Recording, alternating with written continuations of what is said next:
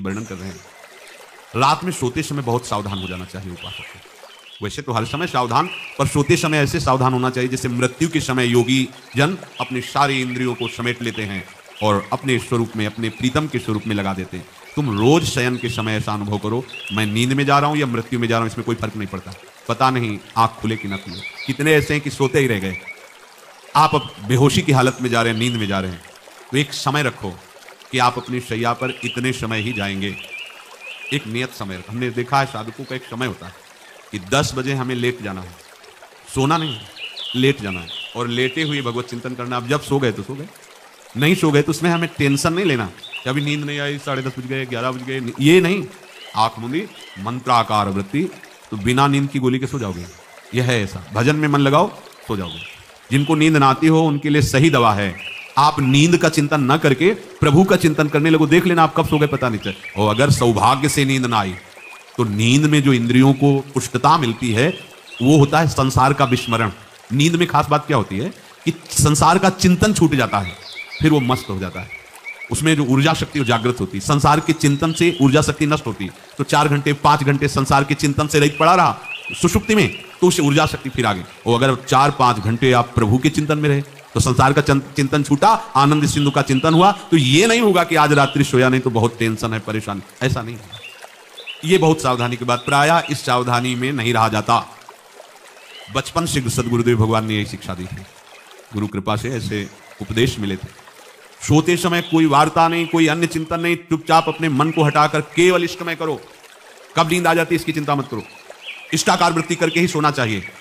तो आगे जो लिखा है पुनरुत्थिताय, जब उठो तब वैसी वृत्ति, तो कुछ दिन बाद स्वाभाविक हो जाएगी, स्वाभाविक हो। अपने तो इतना तक देखा है कि जैसे आधा पद में होश रहा और निद्रा आ गई, तो जब चेतना आई तो उसी पंक्ति से जहां से होश गायब हुआ था उसी पंक्ति से जागरण प्रारंभ हुआ। ऐसा ही जब ऑपरेशन के समय बेहोश किया गया था तो उनसे कहा था हमें बता देना कुछ मिनट में, तो उनका हाँ लगाने वाले इंजेक्शन और कुछ ही सेकंड में इसका असर बस।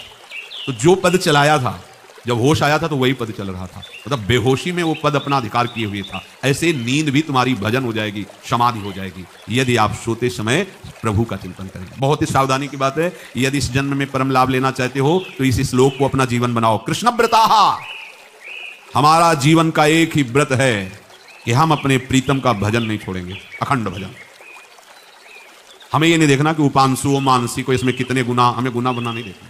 हमें अपने प्रभु को बोलना नहीं। भजन में मन नहीं लग रहा, पद गा रहे हैं, जोर जोर से चिल्ला रहे हैं, नाम कीर्तन, हमें अपने प्रभु से जुड़े रहना है। कृष्ण व्रताः, कृष्ण मनुस्मरन्तो, हमारा निरंतर स्मरण चले, बस ये प्रयास रखना है। जब निरंतर स्मरण की बात कह दी तो फिर आगे कुछ कहना नहीं चाहिए, पर खास बात इसीलिए कहा जाता है कि आप समझ जाओ। रात्रौच, जब कोई भी ब्रह्मचारी, कोई भी उपासक, कोई भी बैरागी, त्यागी, महात्मा सोते समय असावधान हो गया तो उसकी रात्रि बहुत गलत जाएगी। खास जब आप सैया पे शयन करते उस समय असावधानी हुई तो विकार छा जाएगा, ध्यान रखना। आपका चिंतन गलत हो जाएगा, आपकी चेष्टा गलत हो जाएगी, जागृत में ना सही तो स्वप्न में।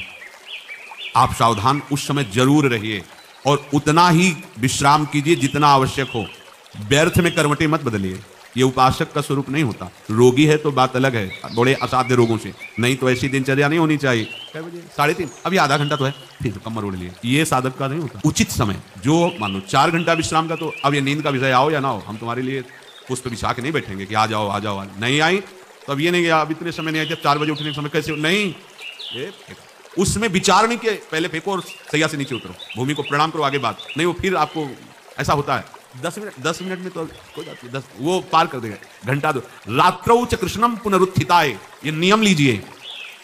सोते समय आप बिल्कुल मृत्यु दशा की स्थिति लाइए, जैसे मरने वाला नहीं होता, सब जगह से मन हटा कर करो। और सच्ची है, पता नहीं आंख खुले कि ना खुले, ये बड़ा धोखे का जीवन है। ये ऐसे हजारों लोग सोए और सोते ही रह गए। हमको धोखे में नहीं रहना। सुबह जग जाएंगे तो फिर भजन करेंगे, लेकिन हम बिल्कुल तैयारी में। तो जब ये था कि किडनी कभी फेल हो सकती, तो हमें ज्ञान तो था नहीं ऐसा उस समय, तो रात्रि में जब शयन का सोच, तो कपड़े कौन थे, कोई पैंट शर्ट थोड़ी सा बटा, चला ऐसे रज लगाई, राधा वल्लभ जी को ऐसे बांधा, चरणामृत लिया, पूरी तैयारी में, क्योंकि पास कोई था नहीं। तो ये होता था कब मर जाए, कैसे बताएं कितना सुख, एकदम जुगल चरणारविंद में तदाकार होते।